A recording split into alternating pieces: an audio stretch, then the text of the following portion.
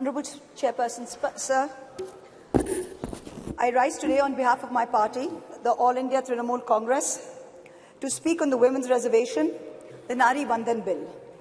At the very onset, let us remind ourselves that this is India, a country where the poet Kafi Azmi, in 1940, 81 years ago, 82 years ago, before independence, wrote in his poem Aurat, "Ut meri jaan, mere saath hi chalna hai tujhe.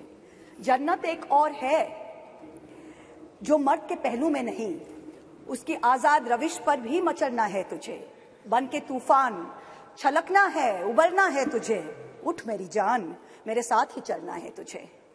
This is in India, where Tagore in 1928 wrote in his poem Shobola, "Nari ke apon bhaggo joy koribar, keno nahi dibe odhikar, he bidhata?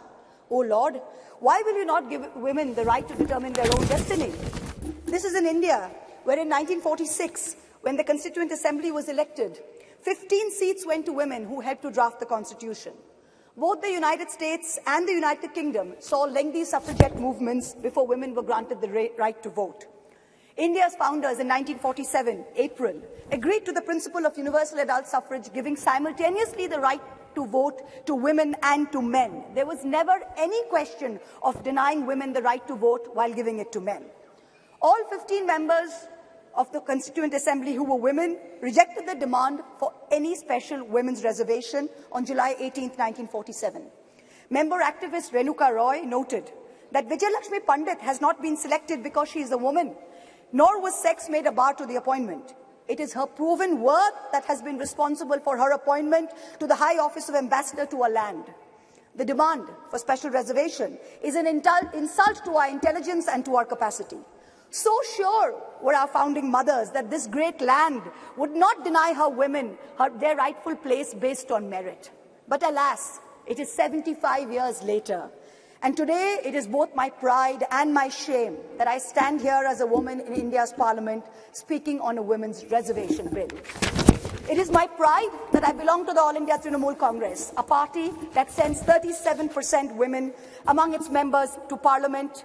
It is my chagrin that I belong to a Lok Sabha, a house of the people, that on aggregate has only 15% of its members as women, far below the global average of 26.5%, and also below the Asian regional average of 21%. As this government claps itself on its back for its rankings on various global stables, let it also hang its head in disgrace that this same India ranks 140 out of 196 countries in the Inter-Parliamentary Union League tables on women's representation. Within women parliamentarians, Muslims and Dalits have been consistently underrepresented. From 1952 to 2004, only 8 Muslim women were elected to India's parliament, to the Lok Sabha, many of whom served multiple terms. In today's Lok Sabha, the 17th Lok Sabha, there are only 2 Muslim women members, both from West Bengal, both from the All India Trinamool Congress, I may add. The numbers for male and female turnout in the last general election were nearly the same, 66.7% and 66.8% respectively. But women's candidature, that number of women who are being put up for elections, which is the first step towards getting elected to the Lok Sabha, remained at an abysmal 9%, up from only 7% in 2004.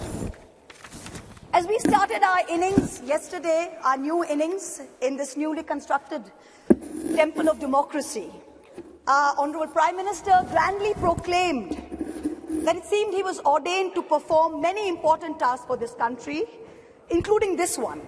And then with much fanfare, this government introduced this bill, claiming credit as usual for a groundbreaking move. But wait, what does this bill really say? Article 334 of the bill says, "The reservation shall come into effect only after delimitation has been undertaken. Delimitation will only be undertaken after the relevant figures for the next census have been published. The rotation of seats for women shall take effect after each subsequent exercise of delimitation." So what does this mean? In true BJP's Goebbelsian doublespeak style, it means we don't know if and actually when we will actually have 33% of women sitting in the Lok Sabha. Because number one, the date of the next census is entirely indeterminate. Because of this, number two, the date of the next delimitation exercise is therefore doubly indeterminate. It is also controversial, as my esteemed colleague Kanimoji from the DMK spoke. She said, according to the data, we will have an increase of 0% in the number of seats for Kerala, 26% for Tamil Nadu, but a whopping 79% increase for both Madhya Pradesh and Uttar Pradesh. So women's reservation is dependent on two totally indeterminate dates. Can there be a greater jumla? Forget 2024. This may not even be possible in 2029. We are being asked time and again, do we support the Women's Reservation Bill? Trinamool Congress is bill ko support karega ya nahi? BJP's liaison members are reaching out to us, calling us, asking us to support this bill wholeheartedly. No ifs, no buts, pura support, please kijiye. To them we say very clearly, we not only support a Women's Reservation Bill, but in truth it is Mamata Banerjee, India's only female chief minister today, who is the mother of this bill, who has given birth to the original idea where she has unconditionally sent 37% of women MPs to this parliament on her ticket. What you have brought here, what this government has brought here today, is not a women's reservation bill. It is a women's reservation rescheduling bill and should be renamed as such. Its agenda is delay. Its agenda is not reservation. The endless dithering over when there will be the next census, when there will be the next delimitation, will only ensure that the urgent need of reservation for women in elections to the parliament and to state legislatures will be indefinitely delayed yet again. Alas, this is not the historic bill that it is being touted as. It is a sham. And for the women and the men and the girls and the boys who will be the future women and men of India, we had better recognize this because it is staring at us in the face. And I also hope that a sufficient number of amongst us, the current members of parliament, also recognize this bill for what it is, which is a sham. The question of women's reservation requires action, not the placebo of legislatively mandated procrastination. To the government and the ruling party, I say this: give us this day our equal rights. We hold up half the sky. Give us at least a third of our earth. Mamata Banerjee and the Trinamool Congress have already walked the talk. We don't need to go on record to show this country that we support this bill. We have already sent more MPs than what this bill even envisions. It is you, this government, this ruling dispensation that needs to go on record. You need to support us, not the other way around. You need to send more than 33% MPs to this parliament. When this government wanted to protect cows, and I support the move, make no mistake, you did not wait to count the number of cows.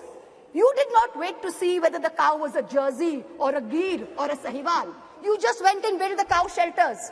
Are we women any less that we have to wait while you count numbers and you draw lines? We don't need any more vandans. We don't need any more vandanas. Thank you very much. What we need is direct action. Honorable Prime Minister, this is your moment to really show us all कि मोदी है तो मुमकिन है. Implement the reservation bill immediately based on today's voters list. Send 33% women to parliament. Send 33% women to parliament in 2024 from the BJP the way our party has done. Support us unreservedly. In conclusion, I can only echo the poet Rihanna Ruhi's words. दिल के बहलाने का सामान ना समझा जाए, हमको अब इतना भी आसान ना समझा जाए. हम भी लोगों की तरह जीने का हक मांगते हैं, इसको बगावत का ऐलान ना समझा जाए. Thank you very much. Thank you. Srimati Rani ji.